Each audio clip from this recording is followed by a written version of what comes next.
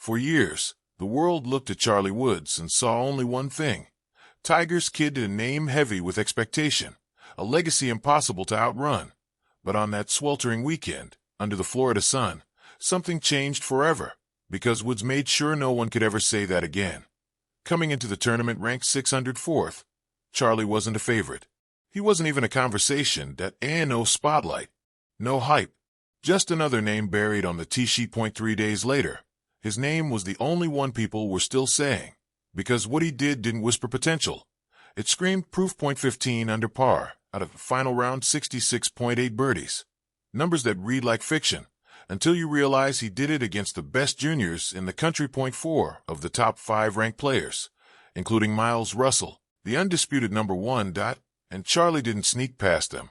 He didn't survive the storm. He commanded it. He crushed the field, 3 strokes clear, in one of the most competitive junior events of the year. And no meltdown, no nerves, no borrowed greatness, just quiet precision, built from years of watching, learning, and finally owning it. ESPN called it a breakout. Golf Digest called it a warning shot. But anyone who watched knew what it really was, a shift in power. This wasn't a fluke.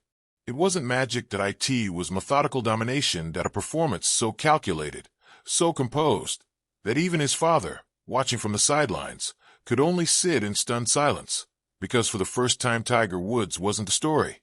His son was. The torch wasn't passed that day. It was earned. It wasn't a debut. It wasn't even a breakthrough. It was a reintroduction. For years, Charlie Woods had been known by 3 words, Tiger's son. But at Stream Song, that label vanished like mist over a fairway. For the first time, fans, coaches, even fellow players began to speak his name differently, not with sympathy, not with curiosity, but with respect. Charlie wasn't a novelty anymore. He was a threat, because when he played, it wasn't just skill on display. It was presence. He didn't ride momentum. He created it. He didn't wait for his opponents to slip. He forced their errors, every hole. A declaration, every birdie. A warning. He wasn't chasing recognition. He was claiming it. And when the dust finally settled at Stream Song, a quiet truth hung in the air.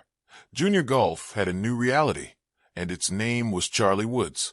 He marked his ball, took one last look at the line, then stepped back. The crowd, once murmuring, fell utterly silent. You could almost hear the air, thick with tension, hope, and something sacred. Tiger didn't move, didn't blink. His elbows still rested on his knees, eyes locked on the green. No instruction, no signal, just stillness. Charlie took his stance. Smooth, composed, the kind of calm you can't teach, only inherit. A slow breath, the faintest waggle of the putter, then the stroke. The ball rolled true, breaking right, then back left, and as it dropped dead center, the gallery erupted. Charlie didn't fist pump. He didn't shout. He simply looked up, scanned the crowd, and found his dad. For a split second, Tiger's expression cracked. The stoic mask he'd worn his entire career slipped, replaced by something pure, unguarded, human. A smile, small, trembling, real. He didn't clap. He didn't stand. He just nodded, slow, deliberate, the kind of nod that says you did it. And in that moment, under the golden haze of a Florida sunset, something passed between them, invisible, but undeniable. It wasn't about trophies. It wasn't about history. It was about continuity. The game had come full circle. The father who once conquered the sport was now watching his son redefine it. As the crowd thinned and cameras drifted away, Tiger finally rose from his seat, stretched his recovering leg, and whispered, something only Charlie could hear as he walked off the green. Nobody caught the words, but maybe that was the point. Because that day wasn't about sound bites or storylines. It was about silence, the kind that only exists when greatness recognizes itself in the next generation. Charlie Woods didn't just win a tournament that day. He claimed an inheritance, not of fame, but of fire. And yet, somehow, this felt different. When Tiger rose at 16, the world saw dominance, precision, a prodigy engineered for greatness. When Charlie rose, the world saw something deeper, connection, continuity, legacy reborn, but rewritten in a softer hand. Tiger's journey had been about proving he could conquer golf. Charlie's is about proving he can carry it. That tear, the one Tiger let fall, wasn't just a father's pride. It was 30 years of battles, victories, surgeries, scandals, and silence distilled into a single moment of peace.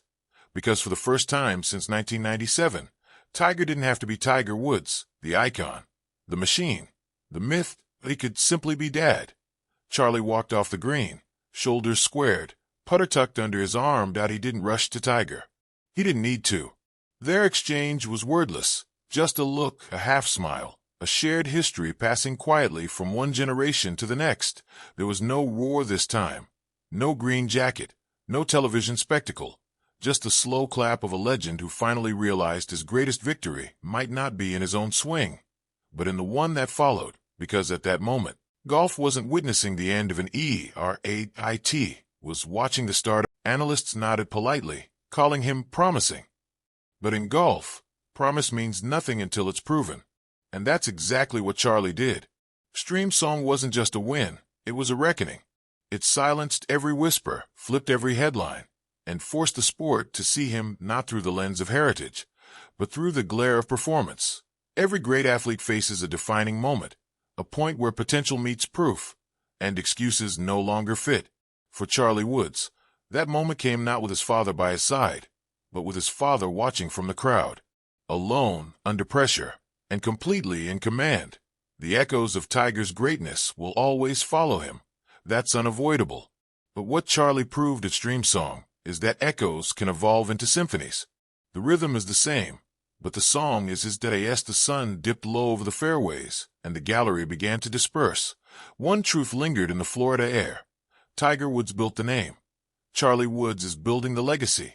Would you like me to write the next paragraph?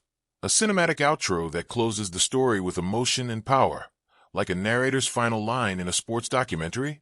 That question, how far can this go, isn't just curiosity anymore. It's anticipation. Because every generation gets one story that feels bigger than the sport itself. And right now, that story has a last name the world already knows, but a first name it's just beginning to understand. Charlie Woods isn't chasing ghosts. He's chasing greatness, his own version of it. The fairways ahead of him aren't shadows of his father's path. They're fresh ground, ready for new footprints. Stream Song wasn't an ending.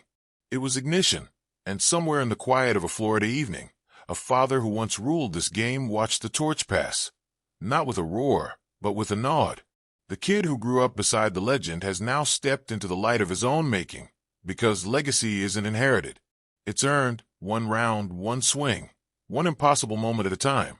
And if Stream Song was any indication, Charlie Woods isn't the next Tiger. He's the first Charlie. Would you like me to now format this full piece into a cinematic narration script, complete with pacing cues, emotional tone, and delivery rhythm, like a YouTube documentary or a Netflix sports doc?